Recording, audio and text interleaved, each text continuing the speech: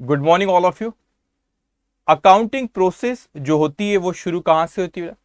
Entity, transaction, फिर recording, ledger, फिर उसमें हम पोस्टिंग करते, then totalling and balancing, trial balance, adjustment entry and then financial statement. अब रिकॉर्डिंग वाली स्टेज पे हमने डिस्कस किए थे पहले कि तीन चीजें हमको सीखना, एक होता है जर्नल, कैश बुक और फिर आखिरी होता है सब्सिडरी बुक। तो जर्नल के बारे में हमने समझ ली, उस पर हमने काफी क्वेश्चंस भी करे। अब सेकेंड पार्ट जो हमारा आता है that is cash book. So cash book होती क्या चीज है? पहली बात, जो रिकॉर्डिंग वाली स्टेज पे आप अलग अलग बुक मेंटेन करना चाह रहे हो, एक जर्नल मेंटेन करना चाह रहे हो, एक कैश बुक मेंटेन करना चाह रहे हो, एक सब्सिडरी बुक, उसके आगे हम पढ़ेंगे कुछ दिनों में।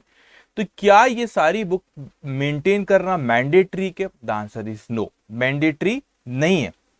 अगर कोई बिजनेसमैन को लगता है कि अगर बिजनेसमैन कोई खुश है नहीं जर्नल में ही सारी चीजें लिख ले तो कोई दिक्कत नहीं, कैश बुक और सब्सिडरी बुक मेंटेन करने की जरूरत नहीं है। लेकिन अगर कोई बिजनेसमैन को लगता है कि नहीं, बिजनेस बहुत की ग्रोथ हो रही है, अब वो चाहता है कि अपने कन्वीनियंस के लिए, अपने आसानी के लिए, आसान करने के लिए चीजों को, वो चाहता है कि एक और बुक मेंटेन करे और उस बुक का नाम रखे कैश बुक। अब बहुत अच्छे से समझना, तो कैश बुक में कौन सी चीज लिखते हैं उसके बारे में मैं आपसे भी डिस्कस करूंगा। लेकिन इतनी चीज ख्याल रखेंगे कि अगर कोई कैश बुक में अगर कोई चीज आती है, अगर कोई चीज कैश बुक में अगर मैं लिखता हूं तो फिर वो जर्नल में नहीं आती। तो क्या कैश बुक मेंटेन करना मैंडेटरी है? नहीं, जरूरी नहीं है। अगर चाहे बिजनेसमैन तो मेंटेन कर सकता है, और अगर वो कैश बुक मेंटेन करता है बेटा, तो जो फिर कैश बुक में आइटम आते हैं वो जर्नल में नहीं आते। अच्छा, अगर कैश बुक मेंटेन नहीं करता है अगर, तो फिर सारे के सारे, पूरे के पूरे जो ट्रांजैक्शन होते हैं उसको कहां रिकॉर्ड करते हैं? जर्नल में। कब? जब कैश बुक और सब्सिडरी बुक मेंटेन नहीं करते। लेकिन अगर कैश बुक और सब्सिडरी बुक मेंटेन करे और उसमें जो आइटम आपने लिखे फिर वो जर्नल में नहीं आते, क्योंकि कोई भी एक बुक में ही आप रिकॉर्ड करोगे, एक से ज्यादा बुक में उसको रिकॉर्डिंग वाली स्टेज पे आप नहीं कर सकते। तो कैश बुक, चार तरह की हम लोगों को कैश बुक पढ़ना रहेगा।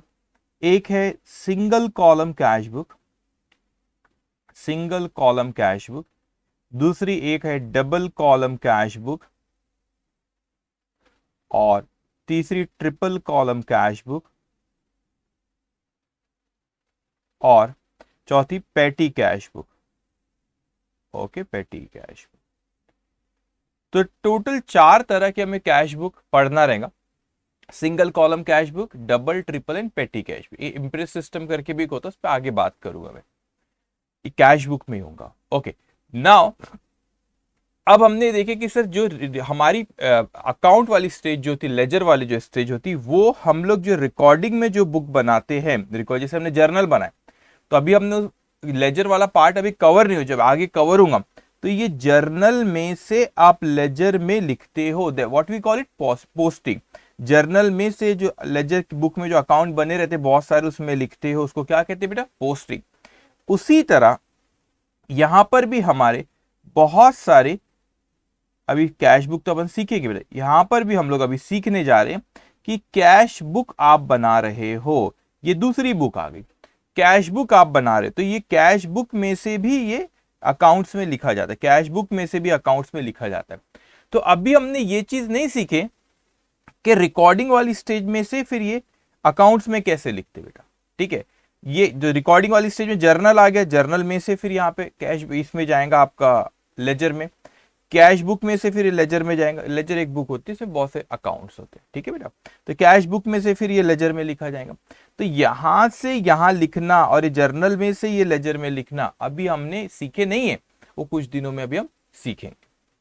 अभी हम कैश बुक पे। अब कैश बुक होती क्या है? कैश बुक हमने हमारे कन्वीनियंस के लिए बनाया, हमें आसानी रहे, हमें बिजनेस करने में मदद करे, उसके लिए हमने कैश बुक बनाए। तो कैश बुक क्या चीज होती, क्या चीज, किस चीज से मदद करती? अगर मुझे लगता है कि कैश के अलावा भी कुछ और आता है, उस पर मैं बात करूंगा बाद में, लेकिन मेनली अभी मुझे लगता है नहीं कि कैश के ट्रांजेक्शन बहुत हो रहे हैं हमारे बिजनेस में, तो जर्नल तो एक बुक मेंटेन करते ही है, आज तक हम उसमें सब लिखा करते थे, लेकिन हमको लगा नहीं कैश के ट्रांजेक्शन बहुत हो रहे, उसकी एक अलग से बुक रिकॉर्डिंग वाली स्टेज पे मेंटेन करते हैं, उस बुक का नाम रखते हैं हम कैश बुक। इसका मतलब जो भी कैश के ट्रांजैक्शन होंगे वो मैं कैश बुक में लिख लूंगा। इसका मतलब जो कैश के अलावा वाले ट्रांजैक्शन होंगे वही अब जर्नल में आएंगे। अगर आप कैश बुक मेंटेन कर रहे हो तो कैश के अलावा वाले जो ट्रांजैक्शन है वही आपके फिर जर्नल में आएंगे।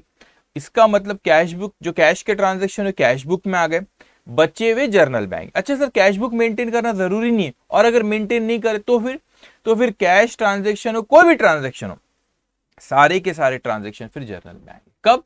जब सिर्फ आप जर्नल मेंटेन कर रहे हो। लेकिन अगर कैश बुक भी मेंटेन करे तो कैश के ट्रांजैक्शन कैश बुक में और बचे हुए ट्रांजैक्शन फिर वो जर्नल में आएंगे। ओके। वैसे कैश बुक में कैश के अलावा भी एक कुछ और चीजें रहती है जो लिखा जाती है, उसमें बात करूंगा मैं triple column cash book, double column cash book पे जब आऊंगा, जब मैं आपसे बात करूंगा। अभी कैश बुक होती क्या सर? हम बड़ी सिंपल होती है, हमको सिर्फ ये मेंटेन करना रहता है कि सर रिसिप्ट कहां से आई है और पेमेंट गई है। तो कैश क्या, रिसिप्ट पेमेंट मेंटेन करना है हमको। तो हमने क्या है बेटा यहाँ पे कि जो कैश बुक में मेंटेन करेंगे कि रिसिप्ट कहां से आई और पेमेंट हमने किस किस को दी, बस इतना मेंटेन करना है। तो रिसिप्ट पेमेंट वही कैश बुक में बस आती है, कैश में जो रिसिप्ट है और कैश में जो क्या हुई बेटा, पेमेंट हुई। एक और चीज कह दूं बेटा कि मैं जब कहता हूं रिकॉर्डिंग वाली स्टेज पे, जैसे जर्नल बनाए थे हमने, तो जर्नल में मैंने आपको सिखाया था कि जब आपने जर्नल अभी हो चुका है हमारा, तो मैंने आपको सिखाया था बेटा, वहां पे आप करते थे purchase, for example purchase account debit to SP stores account, हमने उससे उधारी में लिए, purchase account debit SP store आप जर्नल में लिखते थे। तो वो आपने अकाउंट को डेबिट क्रेडिट नहीं करे, अकाउंटिंग एक्चुअल में अकाउंट को डेबिट और अकाउंट को क्रेडिट आप ये वाली स्टेज पे करते हो। यहां पे तो आप बताते हो सिर्फ कि परचेज अकाउंट को डेबिट करना है, एक्चुअल में नहीं करे आपने डेबिट, वो अकाउंट को डेबिट लेजर वाली स्टेज पे एक्चुअल में होता है।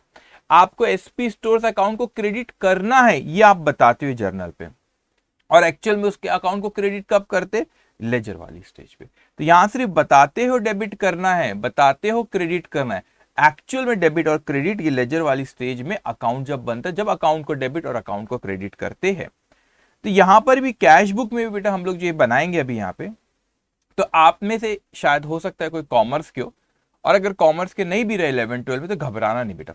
ये जो कैश बुक जिस तरीके से बनाते वो वैसा ही बनता है जैसे कि लेजर में जब बहुत से अकाउंट बनते हैं ना, यहाँ पे इसमें बहुत सारे अकाउंट बनते हैं बेटा, लेजर वाली स्टेज पे ना एक अकाउंट नहीं बनता, ऐसे बहुत से अकाउंट बनते।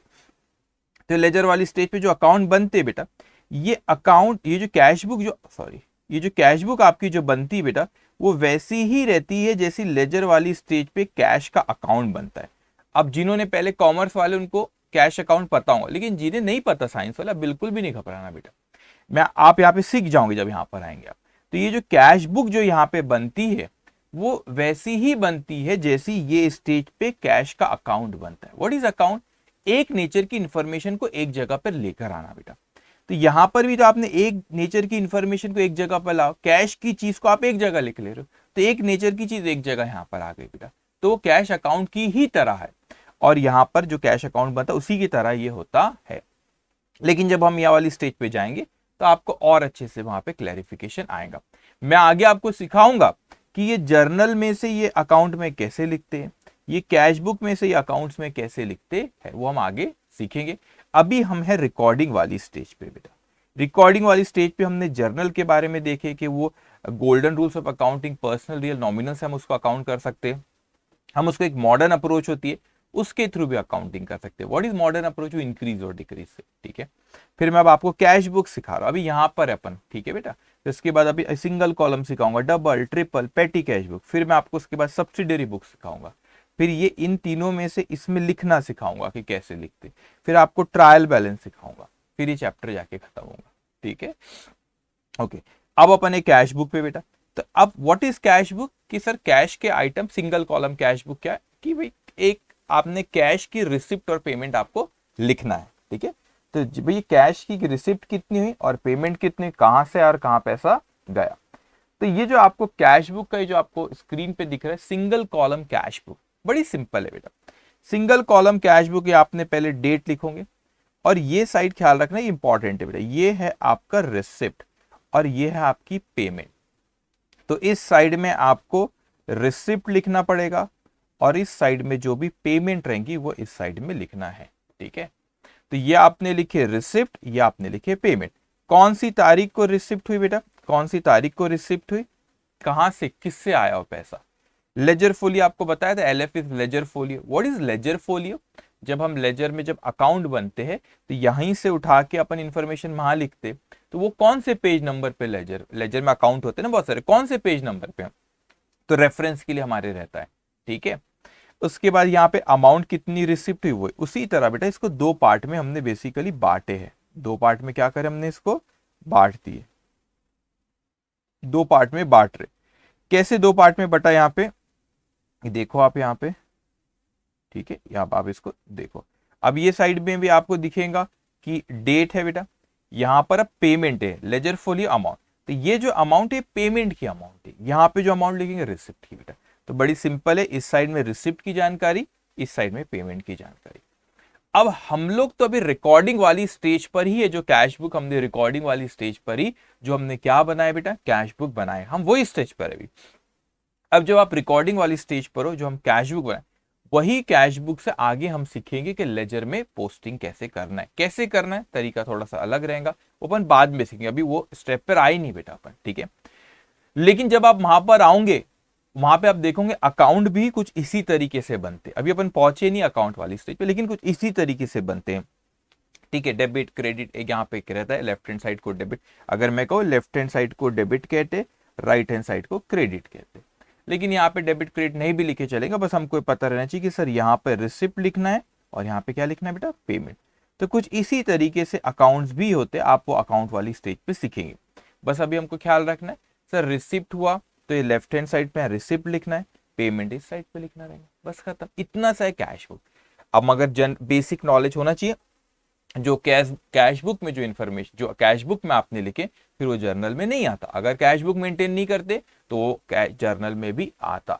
तो अच्छा, कैश बुक में कौन सी चीज आता, सिर्फ अभी सिंगल कॉलम कैश बुक में रखो, सिर्फ ट्रांजेक्शन को पढ़ना है, और उसमें अगर कैश की रिसिप्ट और पेमेंट अगर है तो वही ये कैश बुक में आने वाला है, अदरवाइज कोई ट्रांजेक्शन कैश बुक में नहीं आएगा।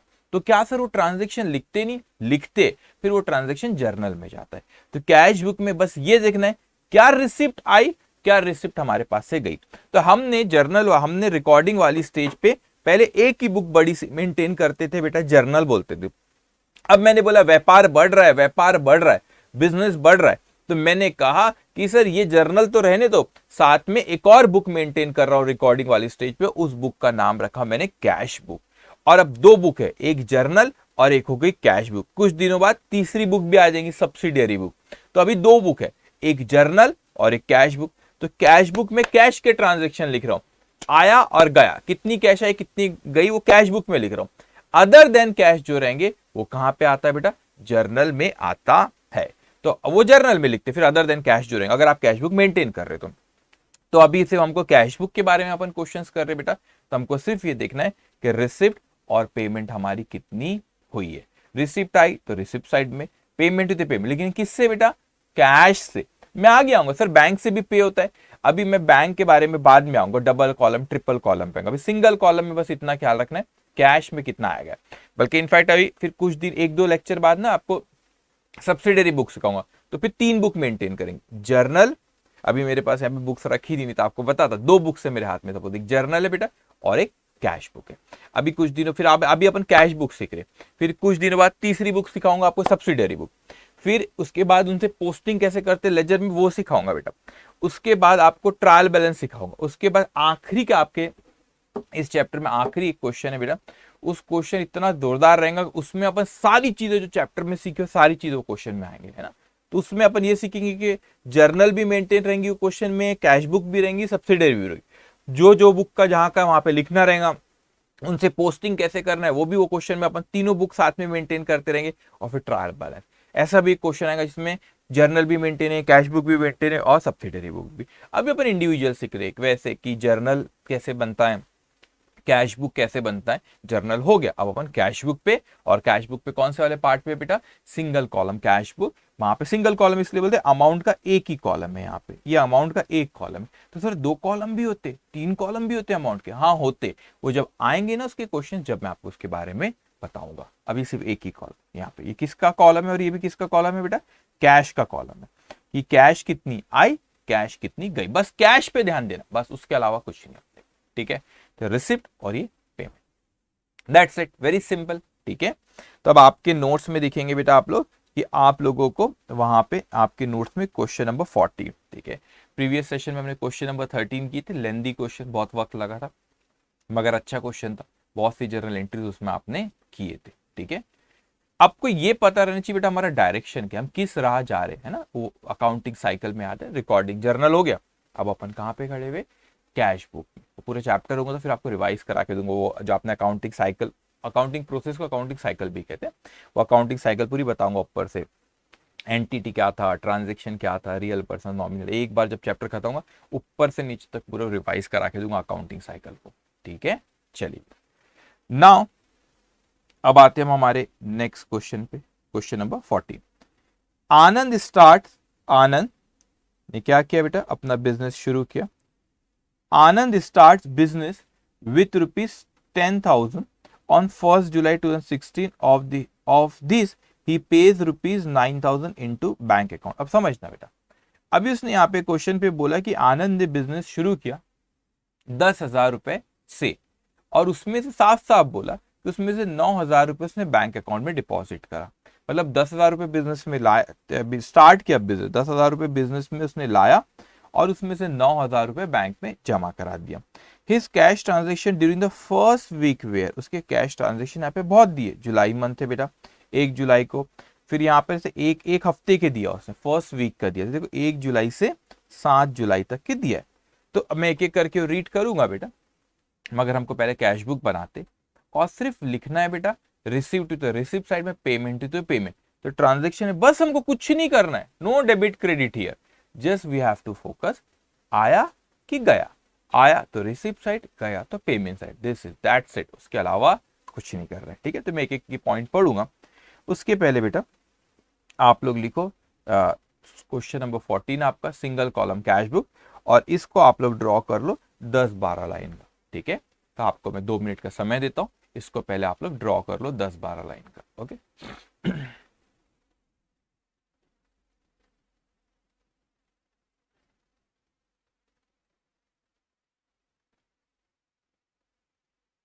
ओके, किए नहीं किए?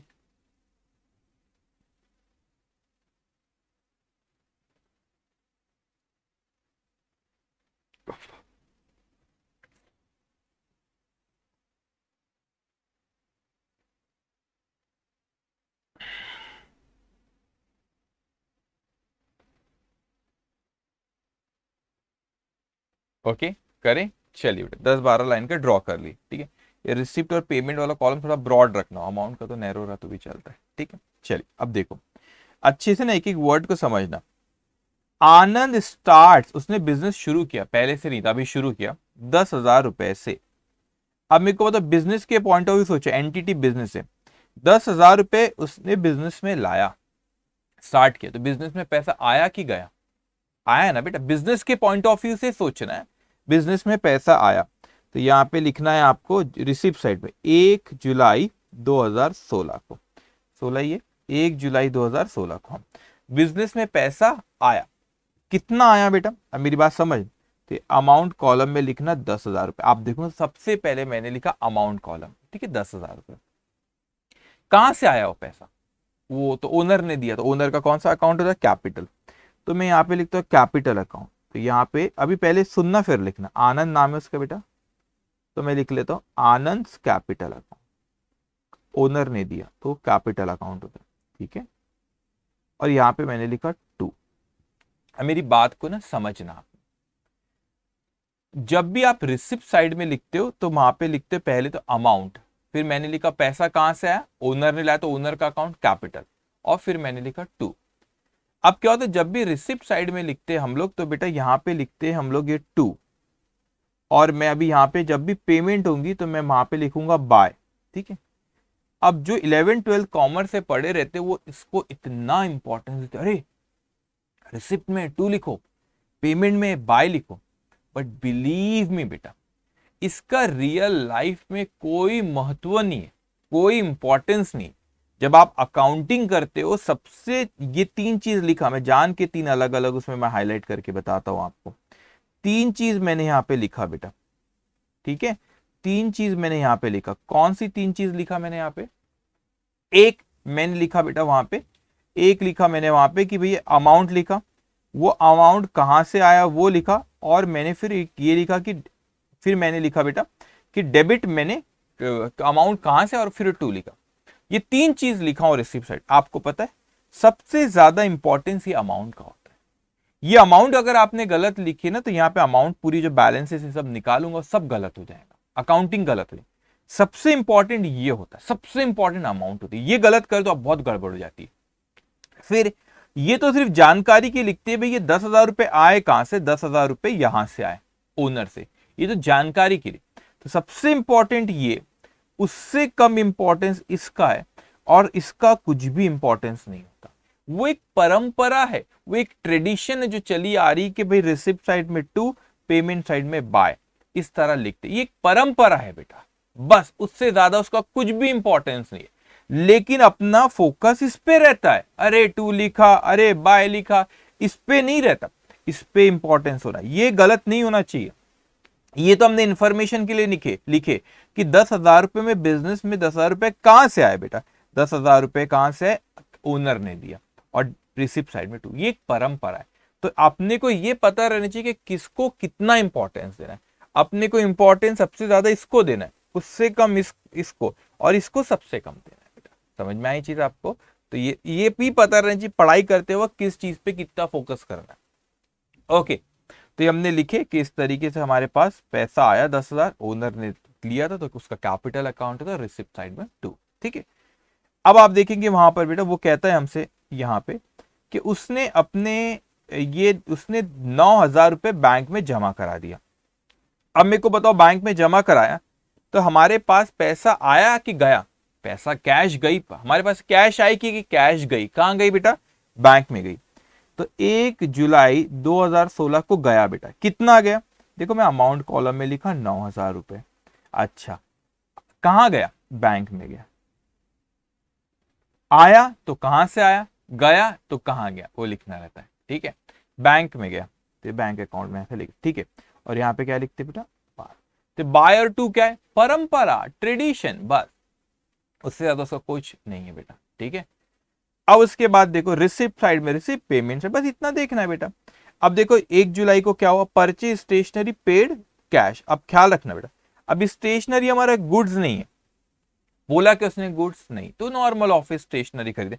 अब ये परचेज गुड्स, देखो गुड्स नीचे दिए, कोई और गुड्स है, stationery is not goods, stationery का बिजनेस इसका नहीं है। फर्स्ट पैरा में वैसे बताया नहीं कि स्टेशनरी बिजनेस है नहीं है, लेकिन यहाँ पे समझ में आ रहा है, ये गुड्स बोल रहा है, यहाँ पे स्टेशनरी बोल रहा है, तो स्टेशनरी का उसका बिजनेस नहीं है। एनीवेज, स्टेशनरी खरीदा, तो ये मेरे को बताओ, और इसने पेड कैश, तो पेड किया, तो रिसिप्ट है कि पेमेंट है? पेमेंट है, पैसा गया बेटा। तो वही 1 जुलाई 2016 को पैसा गया, कितना गया? 40 रुपए। कहां गया बेटा? स्टेशनरी का, तो बाय स्टेशनरी अकाउंट, स्टेशनरी के 40 रुपए गया। उसके बाद बेटा परचेज गुड्स फॉर कैश, आपने गुड्स परचेज करे फॉर कैश, कैश में पे करे बेटा, ठीक है, पैसा गया बेटा। अब परचेज गुड्स फॉर कैश 650, अब पैसा आया कि गया? गया 650, तो पेमेंट साइड में लिख देंगे अपन। 1 जुलाई की बात है बेटा, बार बार भी डेट लिख सकते, नहीं भी लिखे तो चलेगा। बाय परचेज गुड्स बोल रहा है, तो परचेज अकाउंट आता, परचेज कितना बेटा? 650, पेमेंट साइड, पैसा गया, कहां गया? क्योंकि परचेज किया, ऐसा पढ़ते इसको। 650 गए, कहां गए? परचेज किए। 40 गए, कहां गए? स्टेशनरी। 9,000 गए, कहां गए? बैंक में। 10,000 आए, कहां से आए? कैपिटल से, ऐसे, ठीक है। उसके बाद purchase office table and chair, तो आपने ऑफिस टेबल और चेयर खरीदे बेटा, तो ये आपके पास से गए। ऑफिस टेबल और चेयर मतलब वो गुड्स तो है नहीं, उसमें बिजनेस नहीं कर रहे, तो पर गुड्स अलग से बोला, तो ये फर्नीचर हो गया आपका, ठीक है। तो आपने खरीदे फर्नीचर, तो पेमेंट साइड में लिखो फर्नीचर, फर्नीचर आएगा 200, ओके। उसके बाद कहता है बेटा हमसे कैश सेल। अब मेरे को बताओ कैश सेल में पैसा आएगा कि जाएगा, बस इतना सोचना और इसके अलावा कुछ नहीं सोचा। नो डेबिट क्रेडिट कुछ मत सोचो, बस अभी इतना सोचो पैसा आएगा कि जाएगा। आएगा, कैश सेल में पैसा आएगा। तो रिसीप्ट साइड में लिखो कितना दिया क्वेश्चन में बेटा, कैश सेल 150। ठीक है, ये आया आपका 2 जुलाई 2016 को। 2 150। ओके, उसके बाद वो कहता है हमसे receive from Gopal cash as advance. Cash मिला हमको 200 रुपए मिला रिसीव्ड है, तो बेटा यहां पे लिखो रिसीव साइड में 200 रुपए। अच्छा, ये कौन सी तारीख को मिला, 3 तारीख को, गोपाल से, गोपाल से अकाउंट। किससे मिला, गोपाल से, इसलिए मैंने लिखा गोपाल से अकाउंट। ओके, सिंपल है, रिसिप्ट पेमेंट बस लिखना है बेटा अपने को। उसके बाद pay to Sethi and Sons cash, आपने 140 रुपए पे करे तो हमारे पास से गया बेटा, तो पेमेंट साइड में लिख देंगे अपन। कौन सी तारीख थी, 4 तारीख। बाय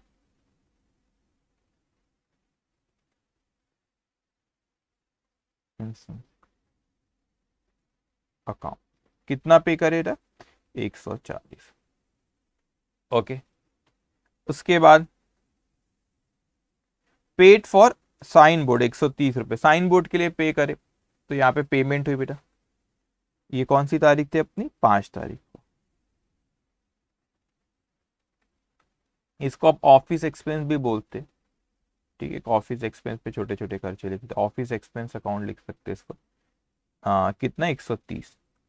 तो वो इंपॉर्टेंस नहीं रहता था, आप तो एक नेचर वो रहता है एक्सपेंस, उसके एक नाम देते आप, मेन ये रहता अमाउंट, यहाँ गड़बड़ होना नहीं चाहिए। और 2 और बाय की तो कोई अहमियत ही नहीं है। ठीक है, कैश सेल, फिर से कैश सेल हुआ तो पैसा आया बेटा रिसिप्ट साइड। कौन सी तारीख है, 6 तारीख।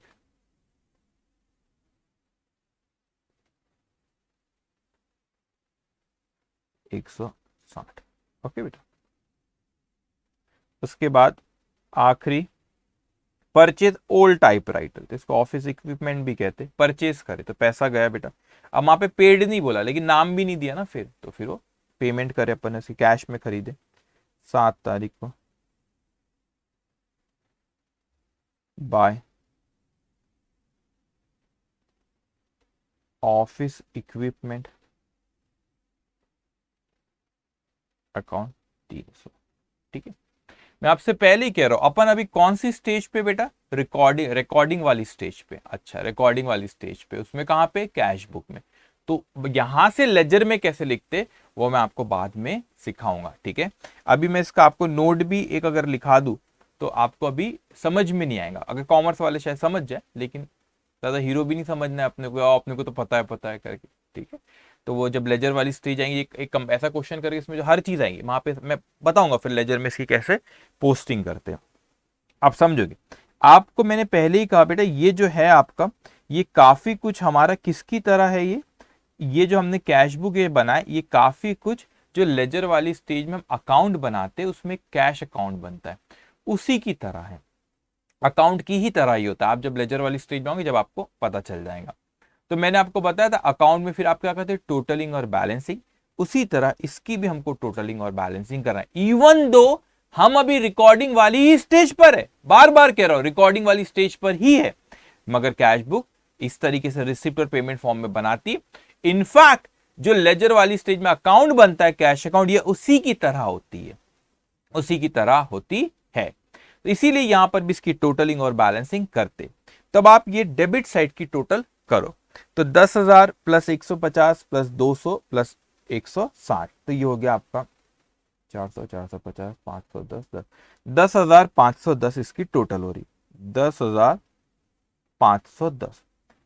अब ये 10,510 ये तो टोटल हो रही, तो वो पेमेंट साइड की उसमें से माइनस करो। कैलसीज वाला कैलकुलेटर लाओ, आप करो बेटा। 10,510 में से 9,000 माइनस करो, 40 माइनस करो, 650 माइनस करो, 200 माइनस करो, 140 माइनस करो, एंड देन 130 माइनस करो, 300 माइनस करो। तो जो बैलेंस बच रहा है वो बैलेंस आपका यहाँ पे बच रहा है 50 रुपीज। कितना बच रहा है बेटा? 50 रुपीज। अब ये जो बैलेंस हफ्ते का ही, एक एक हफ्ते का ही कैश बुक है, तो ये 7 जुलाई 2016 को ये बैलेंस बचा। तो अब ये बैलेंस बचा तो मैं यहां पे लिखूंगा बाय बैलेंस सीडी। अब कुछ बच्चे बोलेंगे सर ये बाय बैलेंस सीडी का मतलब क्या होता है ना, हमने तो पहली बार सुने। बैलेंस सीडी का मतलब था कैरीड डाउन, मतलब इस हफ्ते ये 50 रुपए बच गए, अभी को कैरीड डाउन मतलब इसको नेक्स्ट वीक में ट्रांसफर कर दो। तो अब आप यहाँ पे जब नेक्स्ट वीक में यहाँ पर आपने 50 रुपए बचे हुए बेटा, तो अपने पास नेक्स्ट वीक की रिसिप्ट कितनी ऑलरेडी अपने यहाँ पे लिखोगे 8 जुलाई 2016। इसको कहते हैं to balance BD. What is BD? Brought down to balance BD. तो जो ऊपर का बचा हुआ है वो इस हफ्ते रिसिप्ट हो गया यहाँ पे, तो ऊपर का आपने फॉरवर्ड करे यहाँ पे 50। तो ये जो 50 बचा हुआ था यहाँ का, ये बैलेंस था, ये इसमें से आपने ये सारी पेमेंट माइनस करे तो 50 बचा, जो बच्चा होता है इस हफ्ते का रिसिप्ट हो गया। तो यहाँ पे balance brought down. Brought down क्यों बोलते? इधर कैरीड डाउन मतलब लेके जाओ, यहां से मतलब लेके आए, तो यहां से यहां लेकर आए। ठीक है बेटा, तो ये बचा हुआ था तो इस वक्त ये रिसिप्ट हो गई आपकी यहाँ की, फिर आप पे चलते जाएंगे इसी तरह प्रोसेस। तो दिस इज कैश बुक। अब मैं आपसे कह रहा हूं यहां से किस तरीके से पोस्टिंग करते हैं बेटा, वो अभी अपन बाद में सीखेंगे। अभी अपन कहां पर है? सिर्फ रिकॉर्डिंग वाले स्टेज पे। अब ना इसके नीचे मुझे आपको एक नोट लिखाना है। क्या लिखाना है बेटा? एक नोट लिखाना है। लेकिन कैसा है ये नोट? रिलेटेड टू पोस्टिंग वाली स्टेज है। किससे? कि पोस्टिंग इसकी कैसे यहां से करते हैं। या तो एक काम कर सकते, 3-4 लाइन का इसमें स्पेस छोड़ दो, जब वो पोस्टिंग वाला सिखाऊंगा जब ये नोट लिखा दूंगा। ये नोट अभी हम लिख लेते, नोट में कुछ भी ऐसा रॉकेट साइंस नहीं है, नोट एक लिख लेते, but this note is related to ledger वाले पार्ट से, कि यहां से लेजर में कैसे लिखते वो सिखा रहा हूं। लेकिन लेजर अभी अपने को पता नहीं है, अभी हमने आपको पढ़ाई नहीं बेटा, इसीलिए ये नोट सिर्फ लिख के रख दो, उसमें कुछ भी ऐसा नहीं है नहीं समझने वाला। नोट सिर्फ लिख के रख दो, जब लेजर वाली स्टेज आएंगी जब मैं वो पॉइंट वहां पे कवर होगा, लेकिन अपने रेफरेंस के लिए लिख के रख दो। ओके, अब यहां पे लिखो बेटा, मैं जैसा बोल रहा बस वैसे आपने लिख लेना। ठीक है, from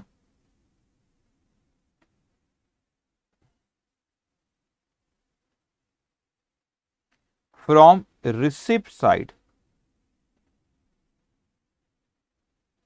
side each account will be credited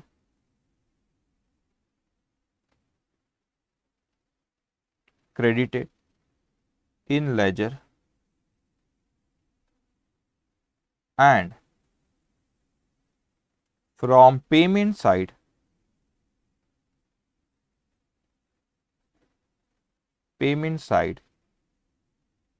each account will be debited in ledger. Okay, तो ये क्या लिखा है सर ने बेटा, इसके बारे में अपन बाद में बात करेंगे जब अपन लेजर वाली स्टेज पे आएंगे ना, जब, तो वैसे नोट लिख के रख दो।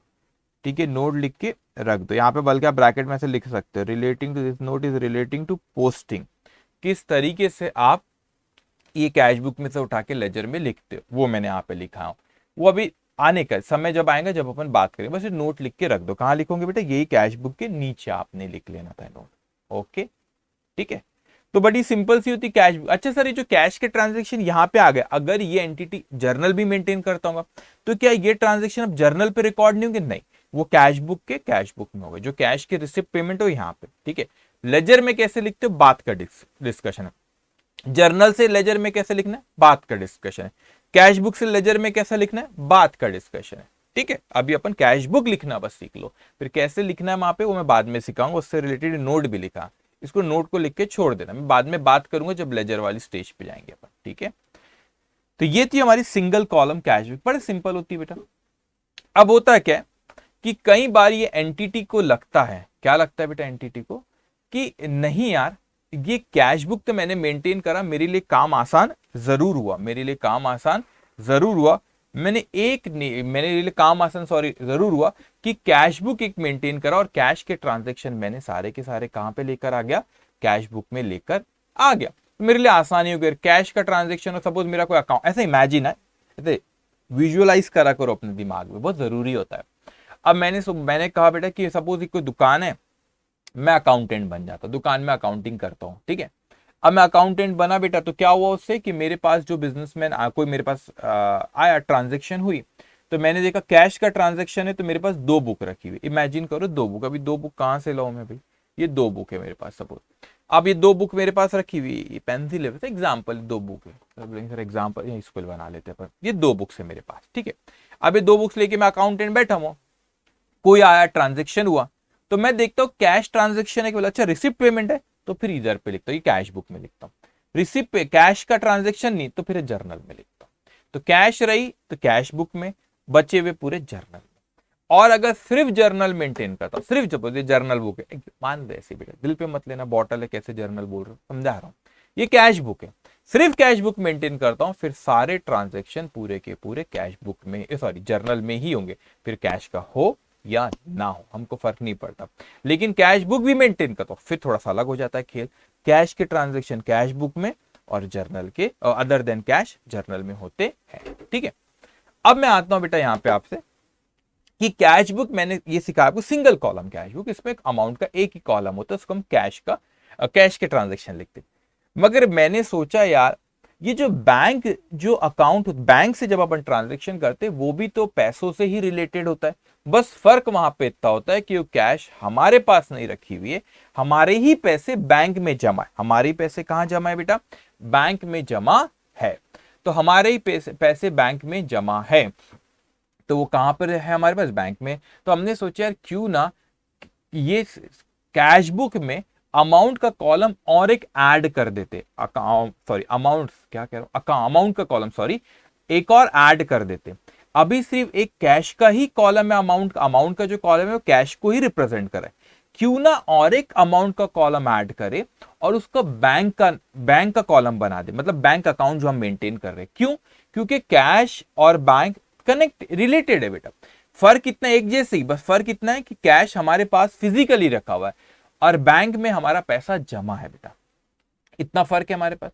तो क्यों ना ये पैसों की चीजें जब आप कह रहे हो कि एक जगह लिखते, कैश की चीजें जब एक जगह लिखते, तो क्यों ना और एक अमाउंट का कॉलम ऐड कर दे और वहां पे बैंक का लिख दे, मतलब आसपास ही हो जाएगा, आसानी और बढ़ जाएंगी हमें देखने से। अभी सिर्फ अगर कैश का कॉलम मेंटेन करूं तो कैश बुक में देखता हूं कैश की रिसीव पेमेंट, लेकिन अगर बैंक से कुछ हुआ है बेटा, ट्रांजेक्शन बैंक से पेमेंट हुई या बैंक में रिसिप्ट हुई, फिर वो सिंगल कॉलम कैश बुक में नहीं दिखता, क्या फिर मेरे को जर्नल ओपन करना पड़ता उसके लिए, क्योंकि बैंक में पैसा आया गया, कैश में नहीं हुआ यहाँ पे।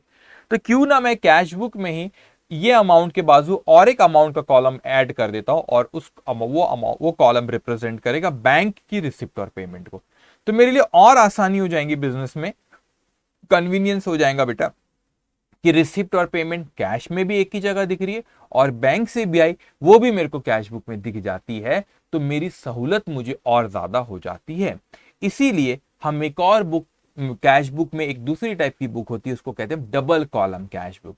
तो वहां पे कैश का भी एक कॉलम और बैंक का भी एक कॉलम। अब मेरी बात अच्छे से समझना, बच्चों को एक गलत फहमी होती है, अभी मैं आपसे कह रहा हूं, ठीक है, बच्चों को एक गलत फहमी होती है बेटा कि जो जिन्होंने पढ़ के आया उनको ऐसा लगता होगा, जो बेचारे भी फ्रेश बैठे उनको तो कोई गलत फहमी नहीं है, जो बोल रहा हो अच्छे से सुनते जा रहे हैं बेटा। बच्चों को एक गलत फहमी रहती है कि sir single column cash book में कैश का कॉलम रहता है, ठीक है, और डबल कॉलम कैश बुक में एक बैंक का कॉलम बढ़ जाता है। मतलब सिंगल कॉलम कैश बुक में सिर्फ कैश का कॉलम रहता है, डबल कॉलम कैश बुक में 2 कॉलम होते, एक कैश को रिप्रेजेंट करता है और एक बैंक को रिप्रेजेंट करता है, जो बैंक में हमारा अकाउंट है उसको। लेकिन आपने एक और होता है ट्रिपल कॉलम कैश। आपने देखे जब किसी से पेमेंट आती है, जल्दी पेमेंट मिल जाती है तो हम उसको डिस्काउंट दे देते हैं। हम किसी को पेमेंट करते, अच्छा पेमेंट आती तो वो कैश बुक में आएगा, फिर वो कैश बुक में आएगा बेटा, ठीक है। तो कैश बुक में आएगा, तो अगर जल्दी पेमेंट आ जाती है बेटा तो हम उसको डिस्काउंट दे देते। कभी जल्दी हम पेमेंट किसी को देते तो हमको डिस्काउंट, वो हमको देते, हम फिर डिस्काउंट रिसीव कर लेते। तो वो बड़ा कॉम्प्लिकेटेड होता था कि पैसे आए गए कैश और बैंक से, वो आप कैश बुक में लिख ले रहे हो, लेकिन उस पेमेंट पे, रिसिप्ट और पेमेंट पे अगर डिस्काउंट मिला या डिस्काउंट दिए, वो कैश बुक में नहीं लिखते, वो आप जर्नल में जाके हमको लिखना पड़ता है, क्योंकि वो अदर देन कैश हो जाता है। तो इसीलिए बेटा क्या होता है कि मैं यहाँ पे और एक कॉलम ऐड कर दूंगा अमाउंट का, 3 को डिस्काउंट का बेटा। तो हमारे अमाउंट कॉलम जो है वो ट्रिपल कॉलम कैश बुक में 3 आ जाएंगे। एक रिप्रेजेंट करेगा कैश को, एक रिप्रेजेंट करेगा बैंक को, और एक रिप्रेजेंट करेगा डिस्काउंट को। तो हमारे ट्रिपल कॉलम कैश बुक में 3 कॉलम आ जा रहे, क्योंकि हमने हमारे लिए तो सहूलत हो गई, मैं क्वेश्चन सॉल्व करूंगा तो आपको और अच्छे से अंडरस्टैंडिंग आएगी। हमारे लिए तो सहूलत हो गई, हमारे लिए तो आसानी हो गई। क्यों? क्योंकि जिससे पेमेंट आई है, पेमेंट जल्दी थी तो डिस्काउंट दिए, उसका भी कॉलम मही है, तो मही दिख जाता, इतना पैसा आया इतना डिस्काउंट दिए, इतना पैसा दिए इतना डिस्काउंट हमको रिसीव हुआ, मही दिख जाता है। अब डिस्काउंट, अगर मैं यहाँ पे डिस्काउंट को कॉलम नहीं बनाऊं तो फिर हमको जाना पड़ता है जर्नल में, क्योंकि डिस्काउंट का तो वहां पे लिखना पड़ेगा, वो कैश बुक में नहीं आएगा फिर। तो हमारी सहूलत के लिए हम एक और कॉलम ऐड करते, उस कॉलम को कहते हैं डिस्काउंट का। अब बच्चों को एक गलत फहमी होती है कि sir double column cash book में आप कैश और बैंक का ही कॉलम रखते हैं। नहीं, double column cash book 3 combination हो सकते। कौन से कॉम्बिनेशन? वो हो सकता है कि डबल कॉलम में 2 कॉलम आएंगे अमाउंट के, एक कैश और बैंक हो सकता है, दूसरा कैश और डिस्काउंट हो सकता है, तीसरा बैंक और डिस्काउंट हो सकता है। It can be any combination. वो हो सकता है कि कैश और बैंक का कॉम्बिनेशन हो सकता है, कैश और डिस्काउंट 2 कॉलम है, हो सकता है बैंक और डिस्काउंट 2 कॉलम है। तो ऐसा जरूरी नहीं होता कि ये ही 2 रहे, जो क्वेश्चन में बोला वो 2 कॉलम ऐड कर लेंगे, ठीक है। और अगर कुछ नहीं बोला तो फिर वो कैश और बैंक का ट्रांजेक्शन से समझ में आ जाएगा कौन से कॉलम की बात कर रहा हूं, ठीक है। और ट्रिपल कॉलम में तो तीनों रहते, लेकिन पर्पस समझे बेटा, कैश बुक का पर्पस समझना जरूरी है। क्यों? क्योंकि हमको एक जगह जानकारी रिलेटेड टू अमाउंट मिल रहा है। कैश लिखे तो बैंक भी कनेक्टेड रहता है, बैंक में पैसा है, बस कैश में फिजिकल रहता है, तो उसका भी कॉलम एक बाजू में बना दो, एक ही जगह जानकारी मिल जाएंगी। फिर नहीं तो कैश का यहाँ लिखो, बैंक के लिए जर्नल में जाओ, तो यही लिख दो ना, फिर जर्नल में जाने की जरूरत नहीं। फिर डिस्काउंट के लिए पेमेंट, रिसिप्ट पेमेंट पे जो होता है, फिर डिस्काउंट भी मिलता और देते, फिर वो यहाँ पर नहीं आता, फिर वो जर्नल में जाओ उसकी एंट्री के लिए। फिर मैंने बोला भाई डिस्काउंट का भी कॉलम ऐड कर दो, इसीलिए डिस्काउंट सहूलत के लिए करते। अच्छा, तो क्या कैश बुक जरूरी बनाना? जरूरी नहीं है। बिजनेसमैन को लगता है बहुत कैश ट्रांजेक्शन हो रहे, बहुत बैंक के थ्रू पेमेंट रिसिप्ट हो रही है, बहुत डिस्काउंट दे रहे और ले रहे, बहुत हो रहा है, तो फिर कैश बुक बनाओ। नहीं तो छोटा व्यापारी तो जर्नल में खुश रहो, बड़ा व्यापारी तो कैश बुक भी बना लो साथ में, अपने कन्वीनियंस के लिए, कोई कंपल्शन नहीं है। तो अब मैं आता हूं डबल कॉलम कैश बुक पे। तो sir double column cash book में और ये जो आपने सिंगल कॉलम कैश बुक करे, इसमें कोई फर्क है क्या? नहीं बेटा, इसमें कुछ भी फर्क नहीं है। बस फर्क है हमारा एक इतना रहेगा कि यहाँ पे अमाउंट के 2 कॉलम हो जाएंगे, बाकी वैसा ही है, रिसिप्ट और पेमेंट, ठीक है। बस हमको ये देखना, अभी हम ये देख रहे हैं कि कैश आ रही है कि जा रही है, वहां पे ये देखना पड़ेगा। बैंक का भी कॉलम अगर आ गया तो हमको ये देखना है कि बैंक में पैसा आया और गया क्या, तो कैश का कैश के कॉलम में, बैंक का बैंक के कॉलम में। बैंक में रिसिप्ट तो रिसिप्ट साइड में, बैंक से पैसा गया तो पेमेंट साइड में, बस इतना सा है बेटा। ओके, अब आ जाओ नेक्स्ट क्वेश्चन पे, क्वेश्चन नंबर 15 पे। डबल कॉलम कैश बुक है। From the following transaction prepare the cash book with cash and discount column. देखो मैंने आपको कहा था वो जो डबल कॉलम कैश बुक कोई भी कॉम्बिनेशन होती, cash bank, cash discount, bank discount, तो यहाँ पे स्पेसिफिकली बोला है किसका बेटा, कैश और डिस्काउंट का कॉलम। अब उसने बहुत से ट्रांजेक्शन दिए अगस्त 2016 के, ओपनिंग कैश बैलेंस 1 से लेके, ये डेट से बेटा 1, 3, 4, 5, 7, 13, 15, 17, 19, 20, 20 के 2 है, ठीक है। तो ये ट्रांजेक्शन दिए बेटा, इन ट्रांजेक्शन को मैं पढ़ूंगा, इसके पहले अपने को क्या ड्रॉ करना पड़ेगा, डबल कॉलम कैश बुक।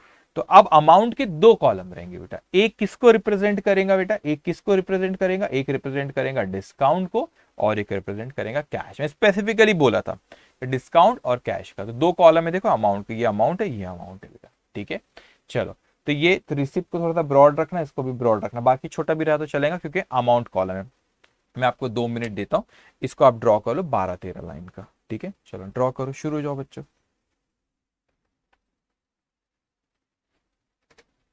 लिखिए। ओके, बस अपने पे कॉन्फिडेंस रखना बेटा, ठीक है। आप बनाते भी जाओ, मैं आपको कुछ ज्ञान भी देते रहता, ठीक है। अपने पे कॉन्फिडेंस रखना बेटा, ठीक है। बहुत मेहनत करना और ख्वाब बहुत बड़े सोचना और प्रैक्टिकल रहना। ख्वाब बड़े सोचने से नहीं होता सिर्फ, हाँ यार ये करना है लाइफ में, इससे नहीं होता। सोचने से कुछ नहीं, उसके लिए मेहनत करना पड़ता है। सिर्फ ड्रीम है तो ड्रीम ही रह जाता है वो सारी जिंदगी, अगर उस पर इम्प्लीमेंट नहीं करे, आपने मेहनत नहीं करे। तो ख्वाब बहुत बड़े रखो कि नहीं सर हमको ये करना है, फाउंडेशन में रैंक लाना है, ऐसे ख्वाब रहना चाहिए आपके लाइफ में, बहुत अचीव करना है, एक स्ट्रोक में सारे सी हमको क्रैक करना है एग्जामिनेशन, और उसके लिए मेहनत भी करो। तो मैं अकाउंट्स पढ़ा था, उसकी मैं आपको गारंटी देता हूँ, जैसा बता रहा हूँ वैसा सुनो, ज्ञान लेते जाओ बेटा, आप इतने एक्सपर्ट हो जाओगे। देखो मैं ना, अब मैं ऐसा अपने मुंह से बोलना मेरे को अच्छा नहीं लगता, मैं आपके लिए बोल रहा हूँ बेटा, आप बस मैं जो बोल रहा हूँ उसको सुनो, आपको पता भी नहीं चलेगा। अब अकाउंट में इतनी स्ट्रांग ग्रीप आपकी कुछ समय बाद ऐसी ग्रीप आ जाएंगे अकाउंट सब्जेक्ट में, आप बोलेंगे अरे यार कितने स्ट्रांग हो गए, है ना। बस मैं जो बोल रहा हूँ वो तरीका अपनाओ पढ़ने का, अंडरस्टैंडिंग लेवल किस तरीके से बढ़ाई जाती, पर्पस पता रहना चाहिए, हर चीज में क्यों करते हैं ऐसा वो पता रहना चाहिए। कैश बुक बनाए तो क्यों बनाए, कन्वीनियंस के लिए बनाए, चीजों को समझो, धीरे धीरे अकाउंटिंग सब्जेक्ट में ग्रिप आते जाएंगे फिर आपको। ओके, आपने ड्रॉ करे 12-13 लाइन का, आपको कहा मैंने ड्रॉ करने का। Okay,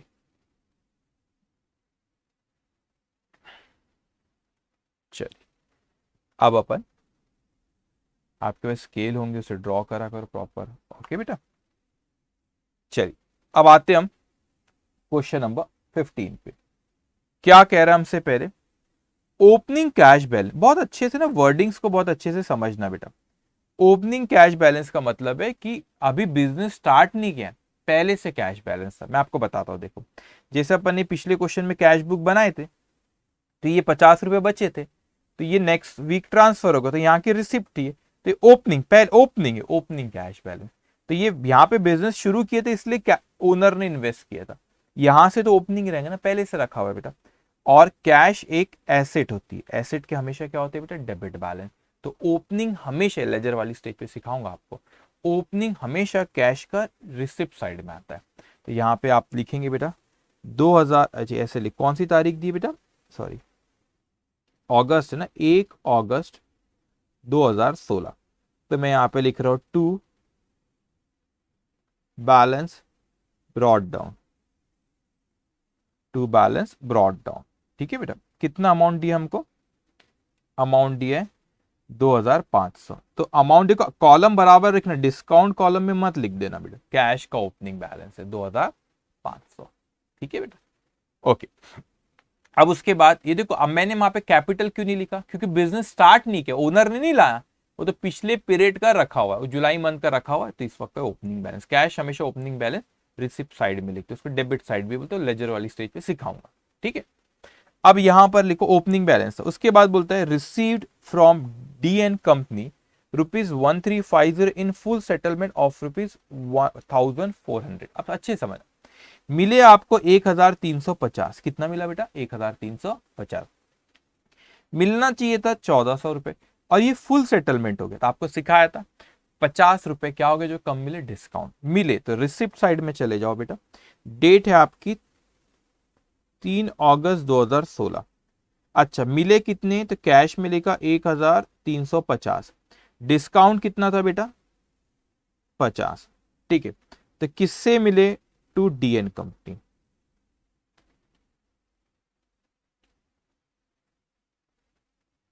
DN company. ठीक है, तो आपने देखो यहीं पे सहूलत डिफरेंट, देखो पर्पस समझना, यहीं पे हमको पता चल गया, क्या पता चल गया बेटा, यहीं पे हमको कि हमको 50 रुपए किसके है, डिस्काउंट के है, और मिले 1350। तो अगर ये डिस्काउंट कॉलम नहीं लिखते तो फिर डिस्काउंट को लिखना तो पड़ता, फिर वो कहाँ पे लिखना पड़ता बेटा, जाना पड़ता था फिर मेरे को लेजर में, तो वो डिफिकल्ट, सॉरी नॉट लेजर, मैं जर्नल में जाना पड़ता था वो 50 रुपए की रिकॉर्डिंग करने के लिए। तो फिर इसीलिए हमने क्या करे बेटा, जर्नल में ना लिखते हुए यहीं पे कैश बुक, कैश के बाजू कॉलम बनाने, डिस्काउंट, तो सहूलत हो गई, एक ही जगह इतने आए इतना हमने डिस्काउंट दिए थे। ओके, उसके बाद आते थर्ड, फोर्थ और डेट है receive for cash cell, cash cell करे उसके पेमेंट आया, रिसीव तो कैश कॉलम में लिखो 1250, कौन सी तारीख है बेटा, 4 तारीख, to sales, to sales account. Okay, उसके बाद पेड टू राजेश, अब पे करे आपने 775 इन full settlement of his account for ₹800, पे करना था 800, 775 करे, 25 कम करे, तो क्या बाद में देना? नहीं, फुल सेटलमेंट बोला, मतलब कुछ देना नहीं, मतलब 25 का वो डिस्काउंट है। तो पेमेंट करे तो पेमेंट साइड में चले जाओ बेटा। 5 अगस्त को बाय किसको पे करे बेटा अपन ने? Rajesh and company.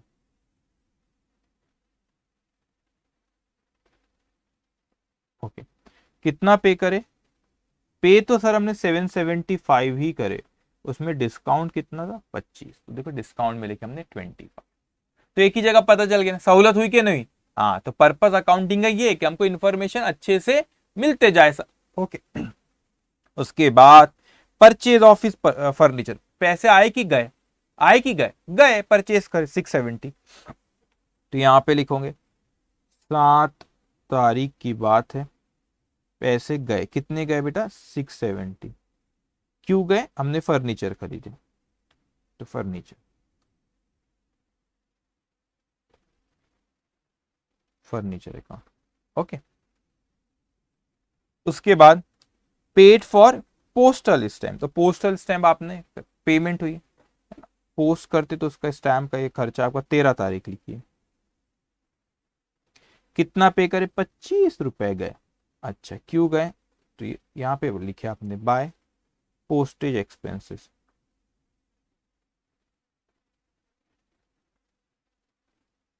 Postage expense account, ठीक है।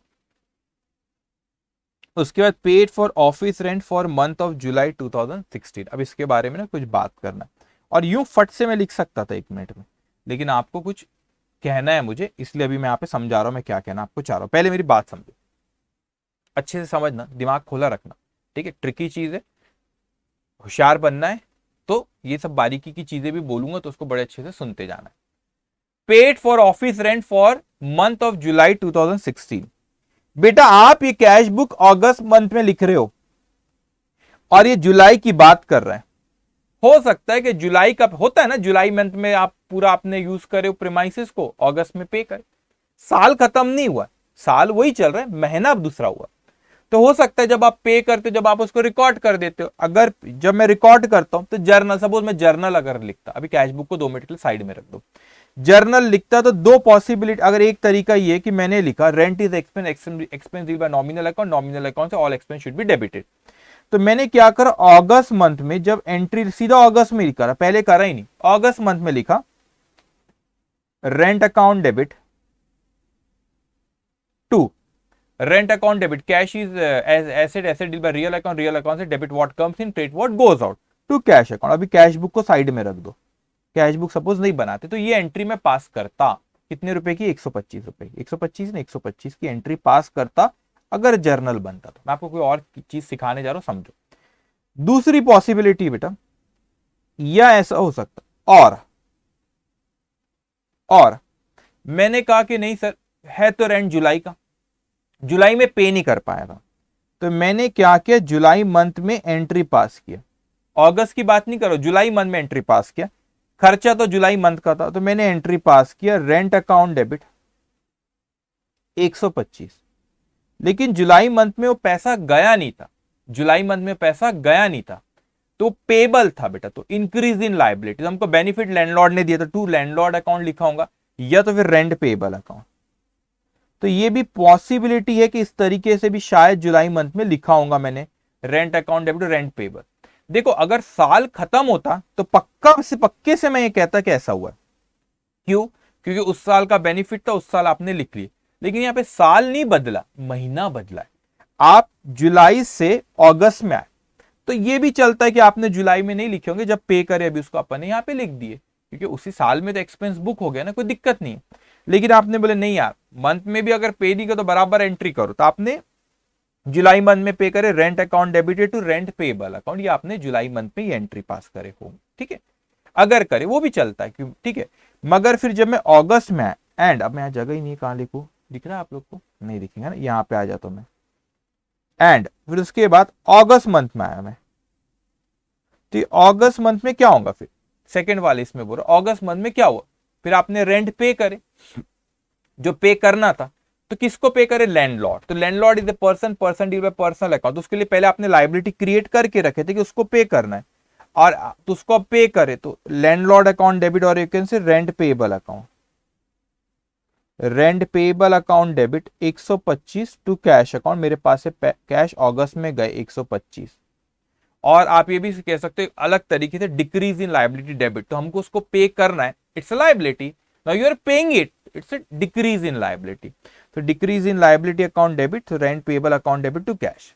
तो एक तरीका ये था बेटा जो मैंने ये ऊपर में करा, एक तरीका मेरा ये था, कौन सा, इस ये वाला जो मैं कह रहा हूं, ठीक है। एक तरीका मेरा ये था कि मैं बोल रहा हूं कि मैंने अगस्त मंथ में उसको लिखा तो सीधा rent account debit to cash. लेकिन अगर मैंने उसको पहले यहाँ पे एक्सपेंस माना होगा अपना, यहाँ पर अगर उसको पहले मैंने एक्सपेंस माना तो यहाँ पर उसको पहले रिकॉर्ड किया होगा, तो पहले आपने जुलाई में ये एंट्री पास करे और फिर अगस्त में आके ये एंट्री पास करे, अगस्त में आके ये एंट्री पास, बारीकी से समझेंगे एक एक चीज को बेटा। तो दोनों में कोई फर्क पड़ता है कि कुछ फर्क नहीं पड़ता, कुछ भी फर्क नहीं पड़ता। मैं बताता क्यों नहीं पड़ता। अब देखो यहाँ पे मैंने यहाँ पे रेंट पेएबल को क्रेडिट किया 2, ठीक है, यहाँ पे डेबिट किया, तो यहाँ पे क्रेडिट करे और यहाँ पे डेबिट करे तो कैंसिल हो जाता है। तो अल्टीमेटली ये क्रेडिट की डेबिट की तो कैंसिल हो गया, तो यहाँ पे आपका rent account debit to cash account ही हुआ ना, इसको डेबिट करे इसको क्रेडिट, ये रेंट पेएबल तो क्रेडिट डेबिट कर दी तो कैंसिल हो गया बेटा। तो अल्टीमेटली रेंट टू कैश ही, उसका नेट इफेक्ट बोलते हुए जो मैंने ब्लू कलर से हाईलाइट किया, नेट इफेक्ट इसका rent account debit to cash ही हो रहा है बेटा।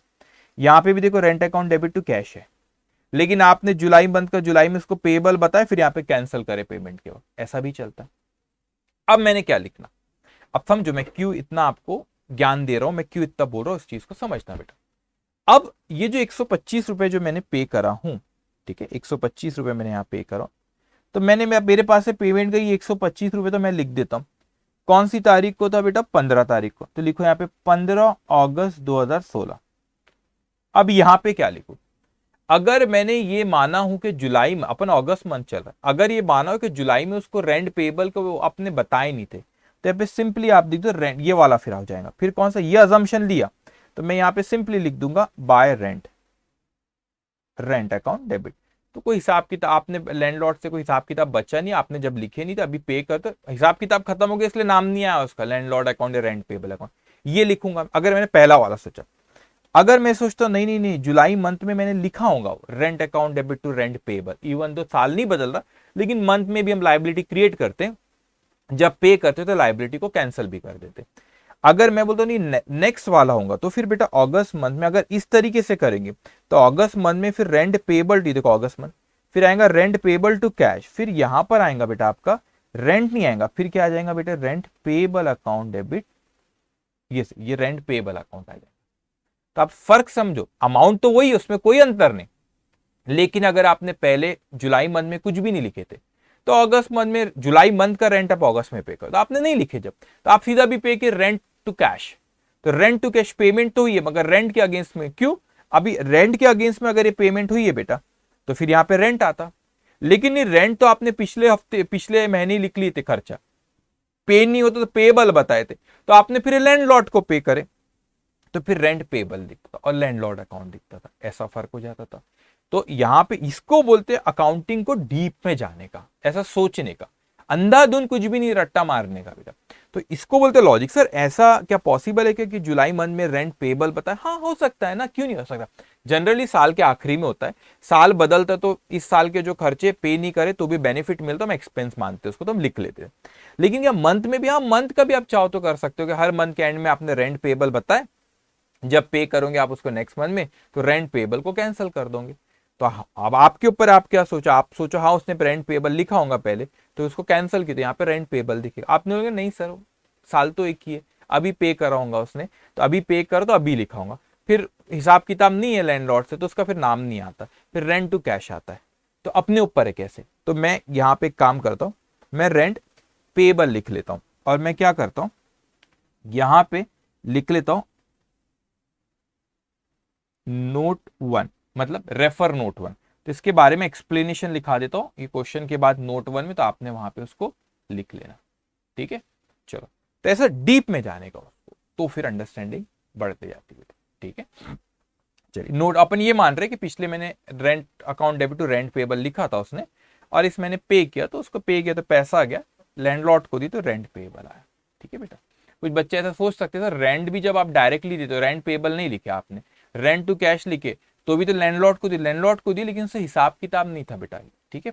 कोई आपने पे कर दी तो उसका नाम नहीं आता, इसमें रेंट पेबल मतलब लैंडलॉर्ड, ब्रैकेट में लैंडलॉर्ड लिख सकते। क्यों आ रहा है यहाँ पे नाम ऐसा, क्योंकि आपने पहले उसको पे करना करके लाइबल टू पे लाइबिलिटी बताया, अब आपने उसको पे करे तो उसको फिर कैंसिल करना पड़ता है, इसलिए फिर यहाँ पे रेंट पेबल आता है।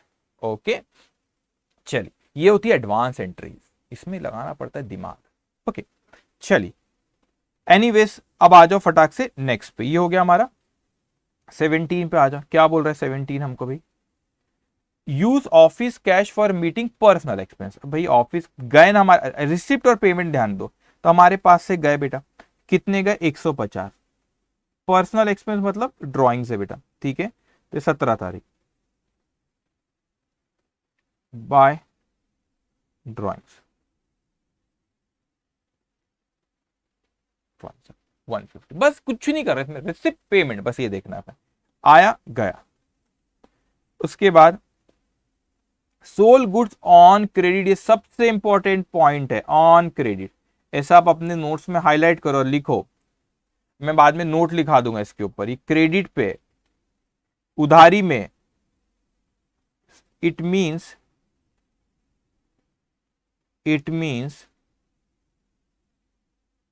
it will not be recorded in cash book. ये कैश बुक में नहीं आता, उधारी है ना, क्रेडिट में करे तो कैश बुक में सिर्फ कैश के बात करते हैं हम, ठीक है, कैश बैंक और डिस्काउंट ये नहीं आता। आपने उधारी में बेचे बेटा, उधारी में बेचे तो ये कहां जाएगा, जर्नल में। और अगर सब्सिडियरी बुक में भी आ सकता है, अपन बाद में बात करेंगे, बस इतना भी समझो कैश बुक में आने वाला, कैश बुक में नहीं आएगा। इस पर मैं नोट लिखा दूंगा, डोंट वरी, ठीक है। तो कैश बुक में नहीं आएगा, कैश आना जाना चाहिए, आ रहा है क्या कैश, ये तो उधारी में बेचे तो नहीं आएगा। अब जब उससे कलेक्शन फ्रॉम डेटर हो, जिसको उधारी में बेचे से पैसा आएगा, जब कैश बुक में आएगा, और अभी वो आने वाला नहीं है बेटा, क्योंकि उधारी में बेचे, कैश आई नहीं तो कहां से लिखेंगे। Pay to Rajinikanth ₹617 full settlement office account ₹7 700 देना था, 650 दिए, फुल सेटलमेंट हो गया बेटा, मतलब ₹30 क्या हो गया डिस्काउंट। तो ये लिखो 650 सॉरी 670 कैश डिस्काउंट 30, कौन, रजनीकांत बाय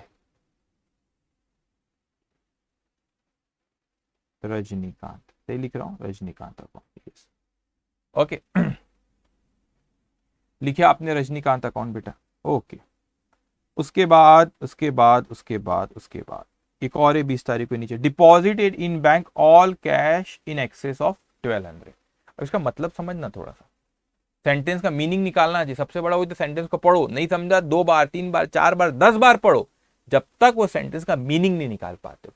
वो बोलता है कि आपने बैंक में जमा करा दिए पूरा कैश, जो भी कैश बच रहा है पूरा कैश सिवाय 1200 के, तो उसने बोला इन एक्सेस ऑफ 1200, मतलब जो भी कैश बचा उसमें 1200 अपने पास रखे, मतलब वो बैलेंस रहने दिए, और उसके बाद जो भी सपोज 2000 बचे एग्जाम्पल, तो 1200 रुपए रहने दिए, 800 रुपए बैंक में जमा करा दिए। अगर 10,000 बचे तो 1200 रहने दिए, 8,800 रुपए बैंक में जमा करा दिए, ठीक है। तो जो भी कैश बच रहा है 1200 रहने दो, वो बैलेंस बचा हुआ बैंक में जमा करा है, उसका ये मतलब हो रहा है। तो इसका मतलब ये हो रहा है बेटा कि जब आपने ये 20 तारीख की बात कर रहा है, तो 20 तारीख का यहाँ पे क्या रहा है कि 20 तारीख को मैं कहता हूं ये 20 तारीख की बात कर रहा है, 2 बार क्यों लिखा बता दो। यहां पे मेरा कोई बैलेंस आएगा, बैलेंस कैरीड डाउन, तो जो भी पहले तो देखो अभी कितना बैलेंस बच रहा है, यहां पे लिखो बाय बैंक, बैंक में चला जाएगा अभी, तो अभी देखो कितना बैलेंस बच रहा है, आप लोग करो इसको कैलकुलेट, रिसिप्ट साइड करो बेटा पहले, ये रिसिप्ट साइड की यहाँ पे टोटल, ये ऐसे टोटल करो रिसिप्ट साइड की,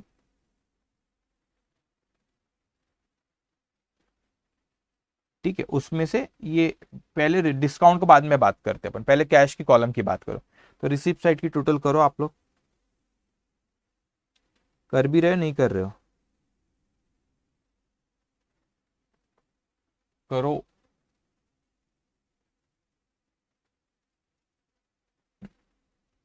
अभी आपका balance receipt side, sorry receipt side की अगर आप टोटल करो तो वो आता है 5,100 रुपए, कितना आ रहा है बेटा 5,100, उसमें से माइनस करो, ये टोटलिंग एंड बैलेंसिंग बोलते हैं। तो ये वैसे रिकॉर्डिंग वाली स्टेज पे लेकिन अकाउंट भी इसी तरह बनता है, इसलिए यहाँ पे भी टोटलिंग और बैलेंसिंग आ रहा है यहाँ पे कैश में आपका। 5100 में से ये 775 माइनस करो, 670, 25, 125, 150 और 670। तो इसमें से आप जब जो भी बैलेंस आपका भी बच रहा है, अभी आपका बैलेंस बच रहा है 2685। कितना बच रहा है बेटा? 2685। तो अभी आपने जो मैं हाईलाइट कर रहा हूं, आपने नहीं करना बेटा, आपने नहीं करना, प्लीज नहीं करना। ये आपने टोटल करे, इस टोटल में से आपने इसको माइनस करे, ठीक है। तो 5100 में से वो पेमेंट साइड में जो कैश लिखा हुआ उसको आपने क्या करे वहां पे बेटा, माइनस करो। तो आपका बैलेंस अभी बच रहा है 2685 आ रहा होगा, ठीक है। 5100 में से पेमेंट माइनस करे, 2685 आ रहा है बेटा। तो उसमें से वो कहता है कि 1200 रुपए यहां पे लिखो, 1200 रुपए अपने पास रखो, और समझने लिख देता हूं 2685 बचा, उसमें 1200 अपने पास रखो और बचा हुआ बैंक में जमा करा दो। तो बैंक में कितना जमा हो रहा है बेटा? 1485, 1485 बैंक में जमा। तो समझा आपको कैसे निकाले? बड़ा इंपॉर्टेंट था ये वाला पार्ट बेटा, आपको समझा ये कैसे निकाला बेटा मैंने? ये 2685 बैलेंस आ रहा था, 1200 मुझे अपने पास रखना था, तो 1200 उसमें से माइनस रख करा बेटा, और बचा हुआ बैंक में। देखो उसने डायरेक्ट नहीं बोला, घुमाया आपको। अभी यही तो सीए है ना, सीए में आ गए तो ये सब चीजें होते रहती है। क्या बोला उसने आपको कि 1200 रुपए रखो अपने पास, तो आपने 1200 रखे, इसलिए 1200 माइनस करे, बच्चा हुआ बैंक में चले। तो डायरेक्टली बोल भी सकता 1485 बैंक में जमा कराए, तो खुद ब खुद 1200 बैलेंस आता। नहीं, घुमाएंगे ना आपको, घुमाने में तो मजा है, आपको थोड़ा सा ट्रिकी करना पड़ेगा उसको, जब भी तो सीए बोलेंगे इसको, ठीक है बेटा। चलो, तो इसकी टोटल यहाँ पे आ जाएंगी ये भी 5100, 5100 बेटा, ठीक है। अब ये आपको समझे 2685 कैसा है बेटा? ये 5100 में से ये वो जो ये वाले सारे जो है ऊपर वाले, इसको माइनस करो तो 2685 बैलेंस आता है। अब मैंने आपको सिखाया था बेटा, इस वक्त का ये बैलेंस है बेटा, ओहो, ठीक है, ये बैलेंस है आपका, ये नेक्स्ट पीरियड में कैरी फॉरवर्ड हो जाता है, ठीक है। एनीवेज, अब मेरी बात सुनो बेटा, यहाँ पे मैं आपसे क्या कह रहा हूँ, ठीक है। अभी मंथ चेंज नहीं हुआ है, मंथली नहीं बोला, तो इसलिए मैं यहाँ पे नहीं लिख रहा हूँ। आप चाहो जब मंथ चेंज होता है या पीरियड, तो इसको फिर ये यहाँ पे इस मंथ की रिसिप्ट हो जाती है, वीकली बोलते थे, इस हफ्ते की यहाँ रिसिप्ट हो जाती है, ठीक है। अब मेरी बात समझना, आप बोलेंगे डिस्काउंट का भी टोटल करो, डिस्काउंट का भी टोटल करो। देखो ये डिस्काउंट की टोटल कितनी है, ओहो, ये डिस्काउंट की टोटल कितनी, मैंने क्या किया है, क्या किया जुबैर? तो ओके, एनीवेज 50, ये डिस्काउंट की टोटल करो तो आती है 50, आपने करे यहाँ पे 50। ये डिस्काउंट की टोटल करो 25 और 30, कितना होता है बेटा? ये हो गया 55। अरे सर, ये आपने क्या किए? आपने तो कैश के कॉलम में बैलेंस निकाल दिए थे, यहां पर आपने बैलेंस निकाले नहीं, तो ये तो गलत हुआ ना सर। कैश के कॉलम में आपने बैलेंस निकाल दिए थे, यहां पे बैलेंस निकाले, यहां पे टोटल करके रख दिया। हाँ बेटा, टोटल करके रख दिया। मैं चाहता तो बैलेंस भी निकालता, वो आता, यहां पे आती 55 टोटल है यहाँ की बेटा, उसमें से 50 माइनस करते तो 5 का बैलेंस आता। लेकिन मैं अकाउंटिंग की इंफॉर्मेशन ज्यादा जानना चाहता हूं, तो मैंने बोला नहीं नहीं नहीं सर, मैं इनके जब अकाउंट वाली स्टेज में आप सीखोगे बेटा, नहीं नहीं नहीं सर, मैं इन लोगों को अलग जानकारी इनके बारे में लिखना चाहता हूं, अलग जानकारी इनके बारे में। ये जो है ये डिस्काउंट बेसिकली आपको रिसीव्ड हुआ है बेटा, और ये डिस्काउंट आपने अलाउड करे हो।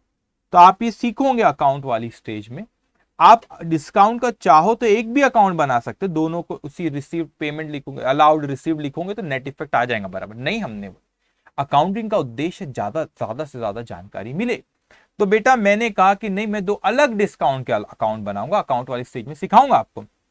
एक बनाऊंगा अलाउड, एक बनाऊंगा रिसीव्ड। इसीलिए इसका बैलेंस आप नहीं निकाल सकते, इसको दोनों को अलग अलग ट्रीट करेंगे। कैश अकाउंट अकाउंट वाली स्टेज में सिखाऊंगा, वहां पे एक ही बनेगा, वो बात अलग है क्योंकि पर्पस मेरा यही सॉल्व हो जाता था, मैं जरूरत नहीं पड़ती कैश अकाउंट की, बाद में बात करी। लेकिन डिस्काउंट के अकाउंट जब रहेंगे वहां पे, अगर मान लो मैं बनाता भी हूं कैश अकाउंट वहां पे, तो एक ही बनेगा, लेकिन डिस्काउंट के दो अकाउंट बनेंगे, एक डिस्काउंट अलाउड और एक डिस्काउंट रिसीव। इसीलिए यहां पे उसका नेट इफेक्ट नहीं ले सकते, नेट बैलेंस नहीं निकाल सकते जैसे कैश में निकाला मैंने वहां पे, इसलिए दोनों की टोटल करके रख दिए। वहां पे कैसे लिखते हैं अकाउंट वाली स्टेज में, कैश बुक से उठा के अकाउंट में कैसे लिखूंगा, वो बात के डिस्कशन का हमारा पार्ट है, अभी हम उस पर बात नहीं करेंगे, बाद में करेंगे ना, सिखाऊंगा ना आपको यहां से वहां पर कैसे लिखना रहेगा बेटा, ठीक है। अब हम अपने क्वेश्चन हो गया हमारा खत्म बेटा। इसीलिए याद रखना हमेशा डिस्काउंट की टोटल करके दोनों साइड की छोड़ देना। वहां कैसे लिखते बाद में बात करेंगे। क्यों ऐसा करते, क्योंकि वहां पे दो अलग अकाउंट बनते, तो दोनों को अलग अलग ले जाना पड़ेगा। तो नेट निकाल दूंगा तो फिर गड़बड़ हो जाएगी ना, फिर क्या नेट इफेक्ट कहते हैं, एक ही अकाउंट में जाएगा फिर तो दो अलग अलग, तो दोनों की टोटल लिख के छोड़ दो, एक अलाउड एक रिसीव्ड है। अकाउंट वाली स्टेज में सिखाया जाएगा कि इसको यहां से वहां कैसे लिखना है, ठीक है। तो इतना ख्याल रखना, डिस्काउंट की टोटल लिख के छोड़ देना, क्योंकि दो अलग अलग अलाउड है और एक रिसीव्ड है, ठीक है। वहां पे दो अलग अकाउंट बनते, एक ही अकाउंट बनता है डिस्काउंट का, तो ले लो भैया नेट इफेक्ट में लिख दो वहां पे, ठीक है। ठीक है, मगर वहां पे दो अलग अकाउंट बने, अपन वहां बात करेंगे बेटा, ठीक है। अब मेरे को मुझे ना आपको कुछ नोट लिखाना था, तो फटाफट नोट लिखो। मैंने कहा था ना आपसे नोट लिखाऊंगा बेटा। चलिए, तो नोट 1, ये नोट जो यहाँ पे लिखा था नोट 1 रेंट पेबल का, उसको मैं लिख लेता हूं। इट इज अज्यूम दैट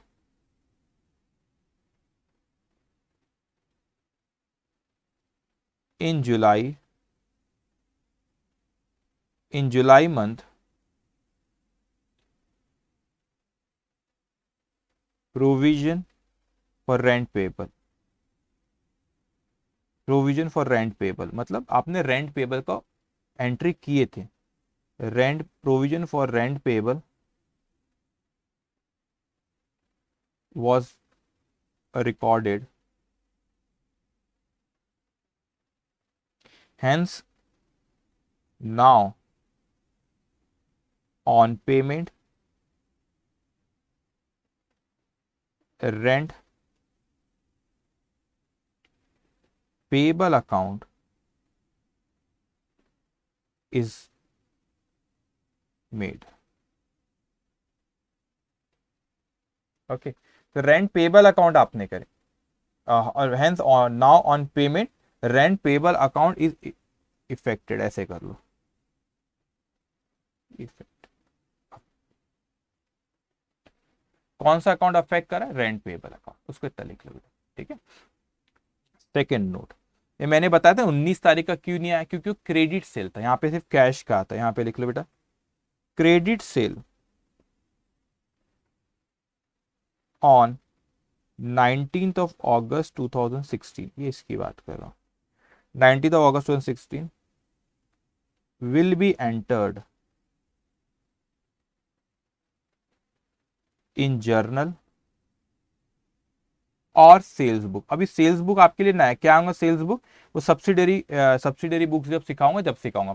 तो ये जो क्रेडिट ट्रांजेक्शन जर्नल में या सेल्स बुक में आता है, कब सेल्स बुक में आता है जब बात करेंगे, बस अभी आप लिख लो it will be recorded in journal और सेल्स बुक, जर्नल और sales book.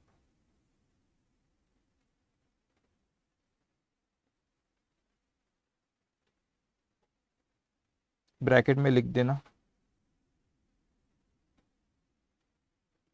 If sales book is maintain. अगर आपने सेल्स बुक मेंटेन करे तो वहां पे आएंगी, अदरवाइज फिर जर्नल में आती हो। क्यों मेंटेन करते, क्या करते हो, बाद में बात करना है आपको। सेल्स बुक इधर सब्सिडरी बुक है बेटा, जो आगे का अपना डिस्कशन का पार्ट है। तो यहाँ पे आज का ये क्वेश्चन भी हमारा खत्म होता है। देखो मेरे को ऐसा लगता है कि यार और हो जाता था, लेकिन कैसा भी और डिस्कशन थोड़ा बचा ही है, मुझे आपसे बात करना ही है। लेकिन अंडरस्टैंड, ये चैप्टर सबसे ज्यादा समय लेता है, आगे के तो पट पट पट पट पट पट होते जाएंगे, क्योंकि इसमें आपका बेस बनाना होता है, ठीक है बेटा। अब आओ आप लोग, आप ही के नोट्स में जो प्रैक्टिस ड्रिल दी उसके बारे में मुझे कुछ बात करना है, ठीक है। प्रैक्टिस ड्रिल दी आपके नोट्स में बेटा। अब ये प्रैक्टिस ड्रिल में आप देखोगे कि आपका यहाँ पे जो क्वेश्चन नंबर 1 आपको होमवर्क दिया जा रहा है, जर्नल पास, जर्नल क्या बोल रहे हैं, generalized the following transaction, also state the nature of each account effect involve in the journal entry. अब पहले मेरी बात सुनो, कुछ बच्चों ने डाउट सेशन में भी पूछे थे, अभी पिछले जो डाउट सेशन थे वहां पे पूछे थे कि सर इंस्टीट्यूट के मटेरियल में हर जगह वहां पे जो पेमेंट आएगी बैंक बोला है, क्यों बैंक बोला है उसको पहले समझ दो। यहाँ पे देखो, यहाँ पे बेटा ही विड्रॉ कैश, अब पहले सॉरी एक देखो इस तारीख को क्या, और इस पे थोड़ा सा ध्यान देना बेटा। पहले देखो 1 December, Ajit started business with capital ₹4 lakh. मैं सिर्फ इतना पढ़ू बेटा, तो मेरे को लगता है यार अजीत ने बिजनेस शुरू किया था 4 लाख से, तो मैं तो उसको कैश अकाउंट में cash account debit to capital कर लेता था। लेकिन जैसे ही मैं 3 दिसंबर को आता हूं, तो 3 दिसंबर को वो मुझसे कहता है कि he withdraw cash from for business from the bank ₹2000।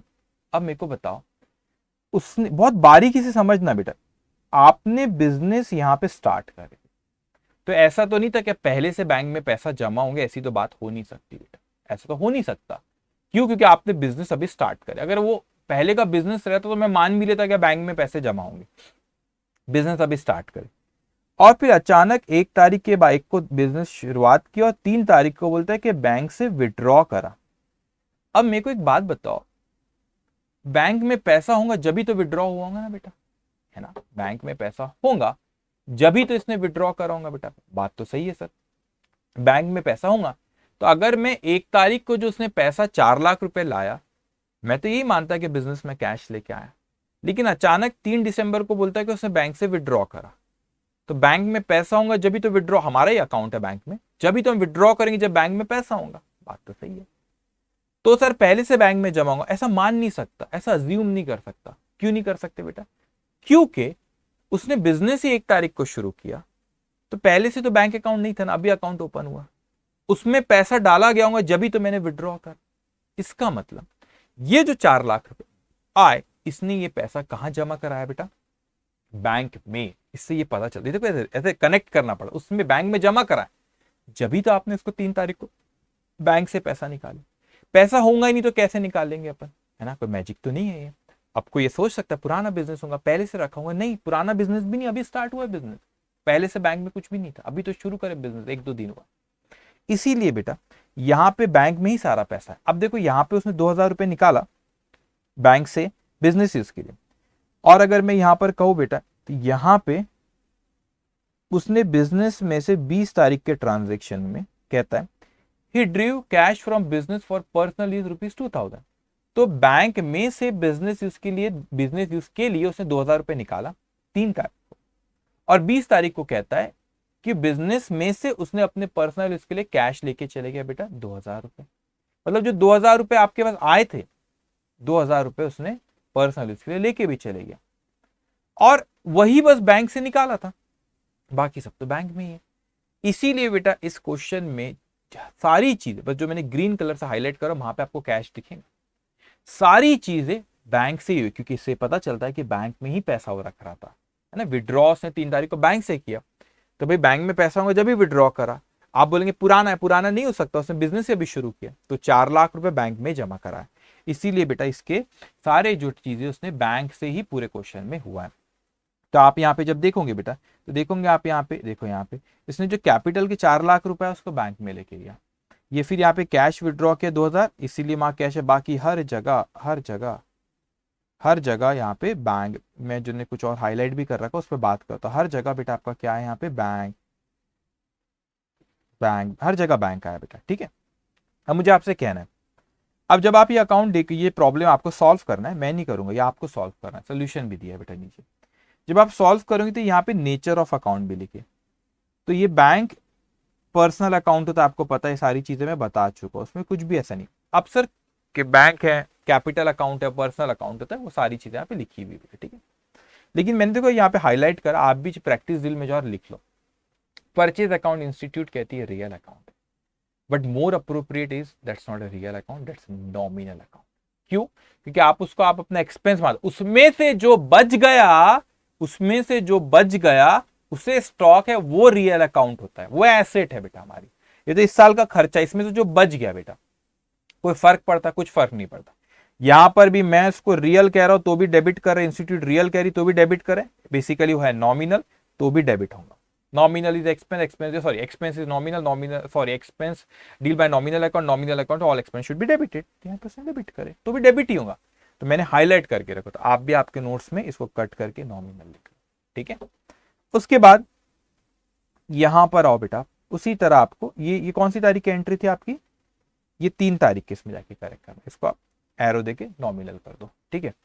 यहां पर आना बेटा, यहां पर आपको दिख रहा है परचेज, यहां पर भी रियल ही मैंने हाईलाइट करके रखो, रियल लिखे तो यहाँ पे इसको कट करके आप नॉमिनल लिखे। यहाँ पे परचेज अगर नॉमिनल, परचेज रिटर्न को भी यहाँ कट करके उन्हें रियल लिख के रखे, तो उनका इंटरप्रिटेशन ऐसा कि स्टॉक आया हमारे पास परचेज तो स्टॉक इज एसेट।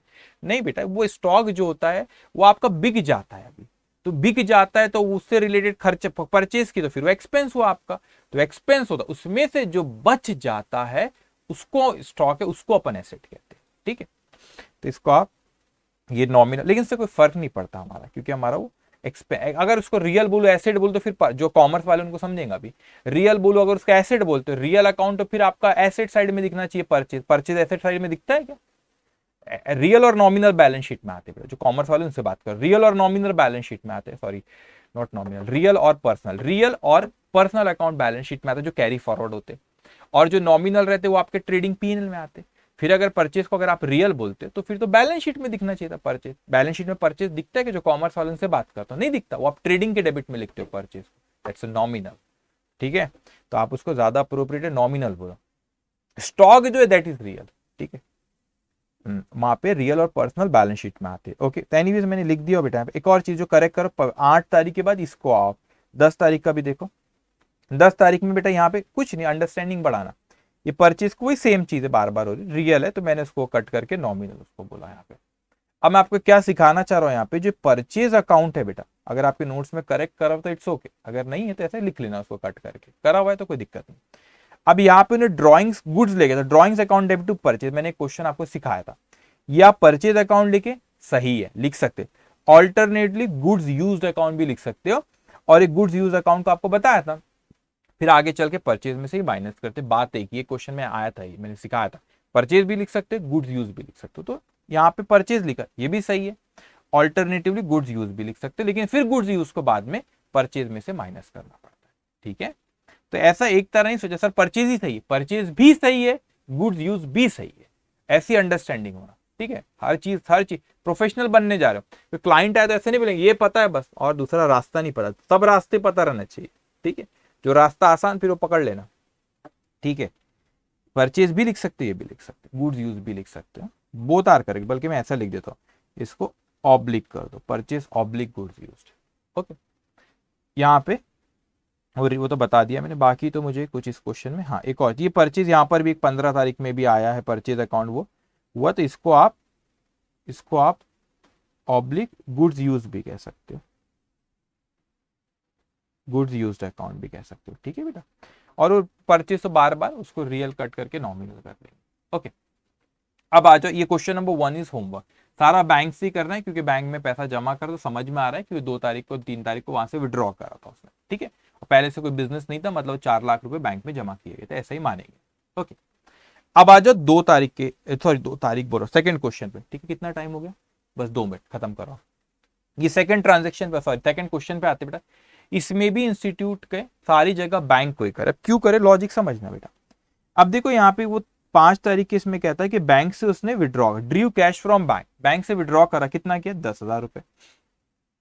अब रमेश स्टार्टेड बिजनेस, फिर से ये स्टार्टेड है बेटा, Ramesh started business with ₹10 lakh, 10 lakh रुपए से उसने शुरू किया। अब मेरे को बताओ 10 लाख रुपए से उसने जब बिजनेस शुरू किया तो मेरे को कुछ बोला नहीं, तो मैं ये मान लेता कि कैश लेकर आया बेटा, लेकिन यहाँ पे बोलता है 5 तारीख को कि बैंक से कैश विड्रॉ किया, अभी बिजनेस की शुरू किया, बैंक से कहां से विड्रॉ करूं, मतलब ये 10 लाख रुपए भी उसने कहां जमा कराया बेटा, बैंक में जमा करा, जब भी तो विड्रॉ कर पाया ना 5 तारीख को, इसीलिए इस क्वेश्चन में भी और यहाँ पे देखो 5 तारीख को उसने, वो तो 5 को हुआ, अब बॉट गुड्स फॉर कैश, तो यहां पर पहले तो ऐसा एंगल था, पहले तो उसने 5 तारीख को बैंक से विड्रॉ किया, तो बैंक में जमा होंगे जब भी विड्रॉ किया। अब आप बोलेंगे नहीं पहले के होंगे, नहीं पहले के नहीं है, क्यों, क्योंकि बिजनेस अभी स्टार्ट हुआ है, तो ये 10 लाख रुपए इसने बैंक में जमा करा, इसका ये मतलब नहीं करता है, इसलिए मैं इंस्टीट्यूट ने बैंक लिखी उसको। अब यहां पर बैंक में पैसे अगर जमा होगा ऐसा इंटरप्रिटेशन निकल रहा है। अब 3 तारीख को उसने गुड्स खरीदा कैश में खरीदा बेटा, 5 तारीख को और 1 तारीख को ट्रांजेक्शन को लिंक कर तो समझ में आता है बैंक में पैसा है, और 3 तारीख को बॉट गुड्स फॉर कैश, वो बोल रहा है बॉट गुड्स फॉर कैश, लेकिन payment bank means not on credit, उधारी में नहीं लिया, कैश में खरीदा, लेकिन उसकी पेमेंट बैंक से ही हुई। क्यों बेटा, थोड़ा सा इसको लगाना पड़ेगा दिमाग, क्यों लगाना पड़ेगा, क्योंकि देखो समझो 5 तारीख को आपने बैंक से विड्रॉ करे, मतलब बैंक में पैसा है, मतलब ये फिर 1 तारीख को जो 10 लाख रुपए आए थे वो बैंक में जमा हुए थे। ठीक है बेटा, ये तो इसलिए बैंक, मगर जब बैंक में ये जमा हुए थे तो ये पेमेंट भी 50,000 रुपए की फिर कहां से होंगी, बैंक से ही होंगी बेटा। तो इसीलिए इसमें भी सारी जगह हम यही मानते हैं कि कैश भी बोला तो हम यही मानते हैं कि वो बैंक से ही लेन देन हुई है, क्योंकि पैसा बैंक में उसने जमा कराया था। कैसे पता चला? 5 को उसने बैंक से विड्रॉ किया, तो बैंक में जमा होगा जब भी विड्रॉ किया, तो इससे ये पता चलता है कि नहीं वो बैंक में ही पैसा रख रहा है, तो वहीं से आना पेमेंट रिसीव बैंक से ही हो रही है। तो सर कोई बहुत फर्क नहीं पड़ता, इस पर ज्यादा लोड लेने की जरूरत नहीं, इससे कोई बहुत फर्क पड़ता नहीं है। क्यों नहीं पड़ता बेटा बहुत फर्क? इसीलिए नहीं पड़ता, अरे भाई देखो दोनों में डेबिट ही करना, बात है कि कैश हमारे पास फिजिकल रहे कि बैंक में जमा रहे। अब क्या फर्क होता है बेटा? कैश अगर मैं बोलूं कैश अकाउंट, कैश को भी डेबिट कर रहे हो, बैंक में भी डेबिट ही हो रहा है, पैसा जमा हो रहा है। तो देखो cash is asset, asset is by real account, real account debit, what comes in cash आई तो कैश अकाउंट डेबिट।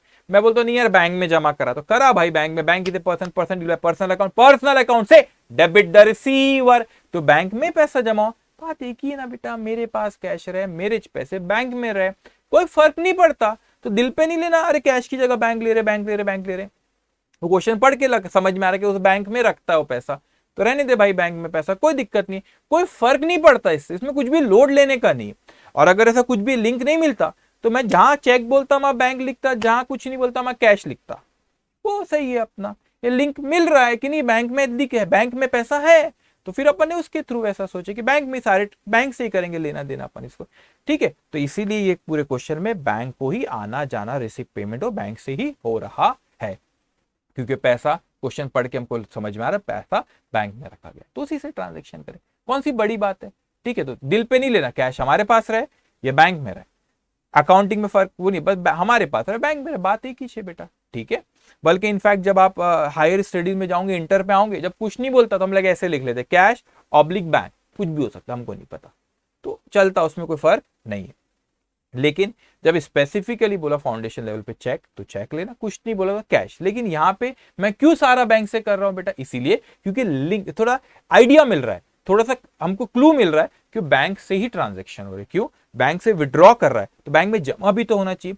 बिजनेस अभी स्टार्ट किया, मतलब अभी जो उसने जमा करा है, तो अभी तो वो 10 लाख रुपए चाहे बस, और तो कुछ आए नहीं थे, तो वही 10 लाख रुपए जमा करा है, और फिर उसके नीचे पेमेंट हो रही, तो फिर पेमेंट भी बैंक से ही गई होंगी, जब हमारे पास कैश नहीं बैंक में जमा है, वहां से पेमेंट जा रही, इसलिए ट्रांजेक्शन वो कैश की जगह बैंक लिखे, उससे कोई फर्क पड़ता नहीं है। तो ध्यान रखना, इसमें बैंक से ही करेंगे।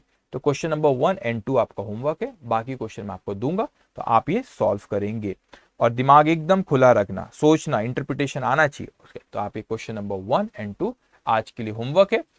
कैश बुक हमारा चल रहा है, उसके बारे में हम बाकी डिस्कशन हम लोग कल करेंगे। ट्रिपल कॉलम कैश बुक फिर आपको नेक्स्ट सेशन में सिखाऊंगा। Take care, bye bye.